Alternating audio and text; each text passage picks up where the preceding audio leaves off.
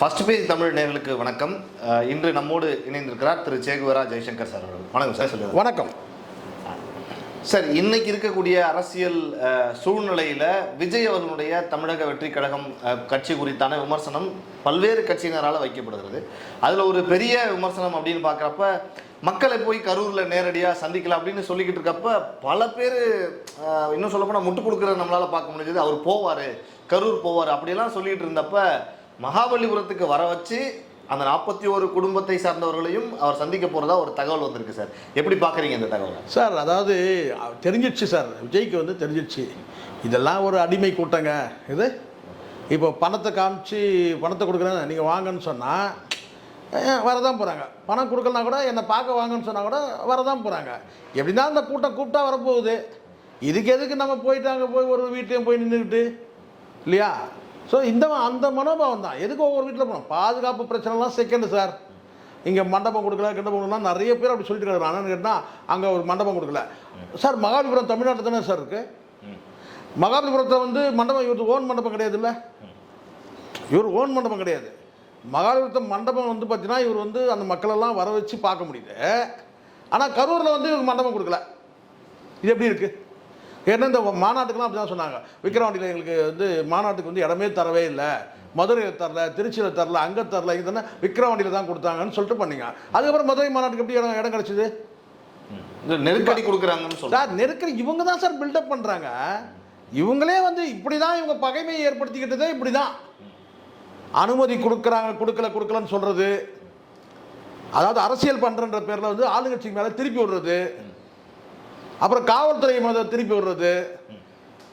இதே வந்து நிர்மல்குமார் சொன்ன நபர் தான். இப்போ ஏன் இந்த சிபிஐ வந்து 3வது குற்றவாளியாக வந்து அவர் வந்து சேர்த்துருக்காங்கல்ல, சார்ஜ் ஷீட்டில் ஃபைல் பண்ணியிருக்காங்கல்ல, எஃப்ஐஆரில் போட்டிருக்காங்கல்ல, அதே நிர்மல்குமார் சொல்கிறாரு இப்படிலாம் கண்டிஷன் போட்டால் நாங்கள் வந்து பாலைவனத்தை தான் நாங்கள் நடத்தணும், போராட்டமாக இருந்தாலும் வந்து இந்த மாதிரி ரோட் ஷோவாக இருந்தாலும் மாநாடு இருந்தாலும் நாங்கள் வந்து பாலைவனத்தில் தான் நடத்தணும் சொன்னது யார்?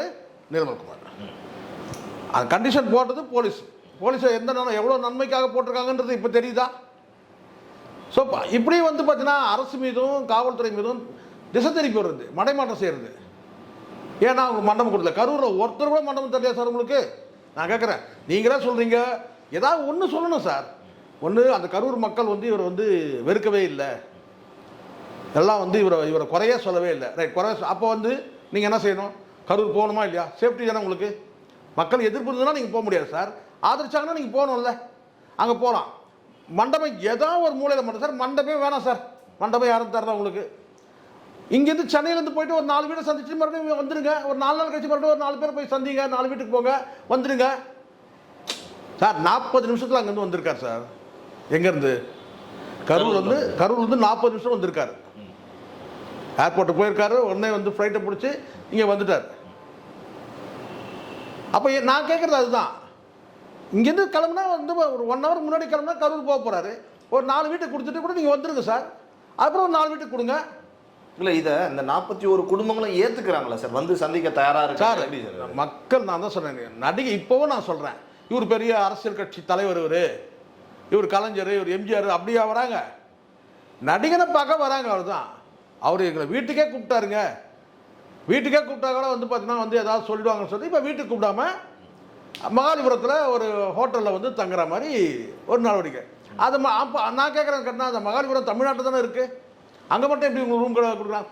இவருக்கு கம்ஃபர்டபுளான இடம் யாருக்கு? விஜய்க்கு கம்ஃபர்டபுளான இடம். ஓகே. இப்போ யார் தான் இருக்குன்னு நீங்கள் நினைக்கிறீங்க? இந்த மகாபலிபுரத்தில் அந்த ஹோட்டல் யார் தான் இருக்குன்னு நீங்கள் நினைக்கிறீங்க? சும்மா சொல்லுங்களேன். ஒரு 10 தொழிலதிபர் ஆதரிக்கிறான். யார் ஆதரிக்கிறான்? விஜய். ஒரு 10 தொழிலதிபர் ஆதரிக்கிறான். அவங்கள யாராவது ஒருத்தர் இருக்கும். அவர் அந்த மகாபலிபுரத்தில் எந்த இடத்துல சந்திக்கிறாரோ, எந்த ஹோட்டலில், அது வெளியே தான் வரப்போகுது. ஓகே. யார் அந்த முக்கிய புள்ளி அப்படின்னு வெளியே வரதான் போகுது. நான் தான் சொல்கிறேன்ல சார், இங்கே முழுக்க காட்சி அரசியல் பண்ணணும்னு சொல்லிட்டு விஜய் சிக்கிட்டார். இதுதான் உண்மை. இது கூட காட்சி அரசு தான். நீங்கள் ஒன்று அந்த பாதிக்கப்பட்ட மக்களை சார் எந்த காலத்தில் சார் நடந்திருக்கு? மிகப்பெரிய ஒரு இழப்பு ஏற்பட்டுச்சுன்னா வந்து அந்த காலத்தில் மன்னர்கள் காலத்தில் ராஜாக்களே வந்து வீட்டில் போய் சந்திப்பாங்க. நீங்கள் வந்து பார்த்தீங்கன்னா உங்களை வர வச்சுலாம் வந்து சந்திக்கிறார். நகர்வலம் போகும்போது அந்த பாதிக்கப்பட்ட மக்களை போய் பார்த்துட்டு போவாங்க. இதுதான் கடந்த மன்னராட்சியாக தான் நடந்தது. இது மன்னராட்சியில் கூட இல்லை, இது அதை விட கொடுமையால இருக்கு. என்ன சிக்கல் சார் உங்களுக்கு? சிக்கலாம் ஒன்றும் கிடையாது சார், சிக்கலும் கிடையாது, விக்கலும் கிடையாது சார். இவங்களுக்கு என்னன்னு கேட்டால் வந்து அந்த இடத்துல போய் நம்ம வந்து 4 வீட்டுக்கு போய் நம்ம போய் வந்து சந்தித்து அவங்களை ஆறுதல் தெரிவிக்கும் போது ஏதேனும் ஒரு குடும்பத்தில் வந்து யாராவது வந்து எதிர்ப்பு குரல் கொடுத்துட்டாங்கன்னா அது நமக்கு அசிங்கமாயிரும். அந்த பயம் இருக்குது, பயம்தான் காரணம், வேற எந்த காரணமும் கிடையாது. விஜய்க்கு பயப்படுறாருன்றது தெளிவாயிடுச்சு. இதெல்லாம் என்ன நடவடிக்கை சார்? அசிங்கமாக இல்லை, இது வரைக்கும் வரலாறுலேயே இப்படி கிடையாது சார். ஒரு நாளைக்கு நீங்கள் முதலமைச்சரானா என்ன பண்ணுவீங்க நான் கேட்குறேன். அப்போ எப்படிப்பட்ட நபரை வந்து ஒரு முதலமைச்சராக வந்து இங்கே வந்து பிரபகண்டா பண்ணுறாங்கன்னு பாருங்க. அப்போ மக்களை தேடி போக வேண்டியிருக்கும்ல, வீதி வீதியாக போக வேண்டியிருக்கும். அதை தான் நான் சொல்கிறேன். நான் நீங்கள் மக்களையே சந்திக்காமே ஒரு முதலமைச்சர் ஆகணும்னு கேட்டால் அது வந்து விஜய் மட்டும்தான் சார். உண்மையா மக்களையே சந்திக்காத ஒருத்தர் வந்து முதலமைச்சர் ஆகணும்னு ஆசைப்படுறாரு. அப்படி தான் நம்ம இதை எடுத்துக்க வேண்டியது. எந்த காலத்தில் அப்படி நடந்திருக்கு? நீங்களே சொல்கிறீங்க கரூரில் வந்து யாரும் வந்து மண்டபம் தரலன்றீங்க.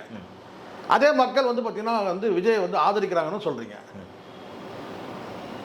நான் கேட்குறது ஒரே ஒரு கேள்வி தான். தமிழ்நாட்டுக்குள்ளே தானே இருக்குது மகாபலிபுரமும், கரூரும் தமிழ்நாட்டுக்குள்ளே தானே இருக்குது. அப்போ இது வந்து பார்த்தீங்கன்னா உங்களுக்கு விருப்பம் இல்லை.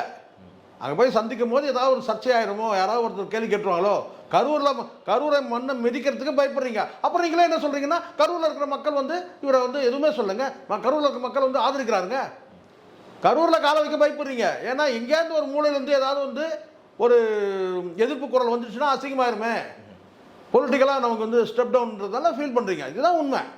கரூர் போகிறதுக்கு பயந்துக்கிட்டு நீங்கள் மகாபலிபுரத்தில் வர வச்சு நீங்கள் வந்து இந்த மக்களை வந்து பார்த்தீங்கன்னா வந்து ஆறுதல் சொல்கிற மாதிரி ஒரு சீனை போகணும்னு நினைக்கிறீங்க. இதுதான் உண்மை.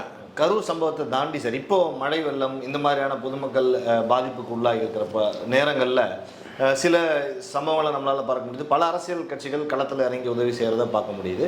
ஆனால் விஜய் அவர்கள் ஒரு அறிவிப்பு இல்லை, தொண்டர்களுக்கு எந்த ஒரு விஷயங்கள் இல்லை அப்படிங்கிறதும் சமூக வலைதளங்களில் பேசு பொருளாக இருக்குல்ல. அரசியலுக்கு வந்த பிறகு இந்த மாதிரியான விஷயங்களில் அவர் இன்னமும் கலந்து கொள்ளாமல் இருக்கிறது அப்படிங்கிறது எவ்வளோ பெரிய பின்னடைவு சார். அதெல்லாம் வந்து இப்போது அவங்க தொண்டர்களே வேக்கப்னு சொல்கிறாங்க. அந்த அளவுக்கு வந்து விஜய் வந்து முழுக்க தூங்கிட்டு இருக்கிறாருன்னு சொல்கிறாங்க. தாவேக்க தொண்டர்களே சொல்கிறாங்க. ஓகே, எழுந்து வாங்கன்னு சொல்கிறாங்க. எல்லாரும் இவரை வாங்கன்னு சொல்லி ஒரு மனுஷன் இப்போ உங்களுக்கு தெரியும் நினைக்கிறேன், கும்பகர்ண உறக்கன்றது சொல்லுவாங்க, நீங்கள் படிச்சிருப்பீங்க. எல்லா அதாவது கேட்டால் வந்து மகாபாரதத்தில் ஒவ்வொருத்தரும் ஒரு கேரக்டருக்கும் வந்து ஒரு தனித்தன்மை இருக்கும். கும்பகர்ணன் மட்டும் என்னன்னு கேட்டிங்கன்னா வந்து அவர் வந்து உறங்கிக்கிட்டே இருப்பார். பெரிய வார் இங்கே நடந்துகிட்டு இருக்கோம் ஒரு பக்கம். அப்புறம் வந்து எல்லாம் வந்து குத்தி இந்த வேலில் குத்தும் போது அவருக்கு ஏதோ கொசு கடிக்கிற மாதிரி ஏதோ சின்ன ஏதோ குச்சி வச்சு குத்துற மாதிரிலாம் இருக்கும். ஒரு கட்டத்துக்கு மேலே அவர் வந்து அவங்களுடைய அண்ணனுடைய வேண்டுகோள் படி வந்து இவர் வந்து எழுந்துப்பார். அதுக்கப்புறம் வந்து சோம்பல் முடிச்சுட்டு வர அந்த காட்சிலாம் நினைக்கும் போது அப்படி தான் இருக்குது. ஒட்டுமொத்தமாக இங்கே இருக்கிற எல்லாரும் வந்து எழுந்து வான்னு சொல்கிற அளவுக்கு தான் இருக்குது இந்த படத்தை பொறுத்திருக்கோம். இது எனக்கு பார்த்தா அந்த பத்ரின்னு ஒரு படம் வந்தது, உங்களுக்கு தெரியும்னு நினைக்கிறேன். அந்த படம் ஞாபகம் தான் வருது. ஹாஸ்பிட்டலில் கோமா ஸ்டேஜில் படுத்துட்டு இருக்கும்போது வந்து பார்த்தீங்கன்னா வந்து அதில் நடிக்கிற வந்து வில்லனாக இருக்கட்டும், அதுக்கப்புறம் வந்து எல்லாருமே வந்து கேட்டால் வந்து ஒரு குரல் கொடுப்பாங்க. அது ஒரு எழுச்சியாக கடைசியாக வந்து கேட்டால் அப்படியே வந்து சாரதி சாரதி சாரதி சாரதின்னு சாரதி அவன் பேர் நினைக்கிறேன் படத்தில். என்ன சாரதின்னு எல்லாரும் குரல் கொடுத்த பிறகு அவர் எழுந்து வருவார். உங்களுக்கு தெரியும்னு நினைக்கிறேன், படம் பார்த்துருப்பீங்க. அது வந்து பத்ரி தான் நினைக்கிறேன், சரியாக ஞாபகம் இல்லை எனக்கு, நீங்கள் பார்த்துங்க. அதில் வந்து கலாபவன் மணி தான் வில்லன். கடைசி காட்சியில் வந்து அவன் சாவ மாட்டான்டா அப்படின்னு சொல்லுவார். இதை யார் சொன்னதுன்னு சொல்லி கேட்பாங்க. அவன் தான்டா சொன்னான் எனக்கு அப்படின்னு சொல்லி ஒரு டைலாக் சொன்னவொடனே அப்படியே புல்லரிக்கும் எல்லாரும். அப்போ உடனே வந்து சாரதி சாரதி சாரதி சாரதின்னு குரல் கொடுத்ததும் அவர் உள்ளே வந்து ஹாஸ்பிட்டலில் வந்து அவர் உயிர் வரா மாதிரி ஒரு காட்சி. ஓகே, இதெல்லாம் வந்து ஒரு வேளை அப்படி நினச்சிருக்காங்களா தெரியல. ஒரு படத்தில் வந்து வரா மாதிரி ஒரு வேளை இப்படி எல்லாரும் வந்து எழுந்து வான்னு குரல் கொடுத்ததும் நம்ம எழுந்து வரலாம் அப்படி கூட இருக்கலாம். எனக்கு அதெல்லாம் ஞாபகம் வருது. படம்லாம் இவனு ஒன்று பண்ணுறது, இந்த அணில் குஞ்சுகள் ஒன்று பண்ணுறதெல்லாம் பார்த்தீங்கன்னா நமக்கு அப்படி தான் தோணுது. ஒருவேளை இந்த படத்தில் இருக்கிற மாதிரி நடக்குது போல இருக்கு அப்படின்னு. சமீபத்தில் ஒரு பெரிய யூடியூபர் ஸ்பீடுன்னு சொல்லிட்டு அவரோட காரில் போயிட்டு இந்தியாவோட சிஎம் விஜய் அப்படின்னு சொல்லி இந்தியன் சிஎம் விஜய் அப்படின்னு சொல்றாங்க. கேட்டீங்களா? பாத்தீங்களா? பார்த்தேன் சார். எனக்கு நான் இது வந்து இன்னும் இருக்குதான் இருக்கிறதே வந்து உச்சபட்சமான ஒரு காமெடினா இதுதான் சார் தமிழ்நாடு அரசியல்லையே. ஏன்னா நீங்கள் எப்படி வேணாலும் நீங்கள் வந்து அது வந்து இவங்கெல்லாம் சொல்கிறாங்க ஃபேப்ரிகேட் பண்ணது, அது ஃபேக்கு, அது நல்லா தெரியுது. அவர் பைக்கில் காரில் போகிறாரு, பைக்கில் வரவனுங்க என்ன செய்றாங்க, ஷூ தூக்கி உள்ளே போடுறானுங்க. நல்லா அது வந்து ஃபேப்ரிகேட் பண்ணால் தெரிஞ்சிடும் க்ளீனாக. நீங்கள் ஒரு குறிப்பிட்ட ஒரு காட்சி வந்து உங்களுக்கு தெரியல, ஒரு மூவ்மெண்ட் இல்லாத ஒரு காட்சினா கூட இது ஃபேப்ரிகேட் பண்ணியிருப்பாங்க, ஏஐயில் பண்ணியிருக்காங்கன்னு சொல்லலாம். இது நல்லா தெரியுது. ரன்னிங்கில் போகிறாங்க, 2 பேர் துரத்திட்டு வரானுங்க, பைக்கில் வரானுங்க. வீடியோ கார் உள்ளது தான் வீடியோ, அதுதான் நான் சொல்கிறேன். ஸோ சார் நல்லா இந்த வீடியோ இருக்குதுன்னு கேட்டால் இன்றைக்கி உங்களுக்கு தெரியாது. உங்களுக்கு காருக்குள்ளே உங்களுக்கு சிசிடிவி இருக்குது சார். எல்லாத்தையுமே கவர் பண்ணுற அளவுக்கு வந்து சிசிடிவி வசதி அந்த அளவுக்கு. இப்போ என்ன நினைக்கிறீங்க, கோடிக்கணக்கான கார் வாங்குறோன்னா அவன் என்ன எல்லா வசதியும் இருக்குது உள்ள. ஸோ அப்படி தான் இது வந்து பார்த்தா எடுக்கிறது நல்லா தெரியுது. தூக்கி அவனுக்கு உள்ளே போடுறானுங்க. அப்படின்னா வந்து இது தாராளமாக இப்படி செட் பண்ண வேண்டிய அவசியம் இல்லை. ரன்னிங்கில் செட் பண்ண வேண்டிய அவசியம் இல்லை. இன்னும் நின்றுட்டு இருக்க மாதிரியோ பேசிகிட்டு இருக்க மாதிரியோ அப்போ கூட பண்ணலாமே. இதெல்லாம் எப்படி சார் இருக்குது இவங்க பேசுகிறதெல்லாம்? இல்லை, மெச்சூரிட்டி இல்லை சார் பிரபா. எனக்கு வந்து ஹோப் இல்லை பிரபா. எனக்கு வந்து விஜய் வந்து ஒரு அரசியல் கட்சி எனக்கு தெரிஞ்சு நீங்கள் வேணால் பாருங்கள், கூடிய சீக்கிரம் வந்து அரசியல் வந்து விலகிறன்ற மாதிரி ஒரு செய்தி வரும். ஓ, கண்டிப்பாக அரசியல் வந்து விலகிறார். நிச்சயமாக நீங்கள் வேணால் பாருங்கள்.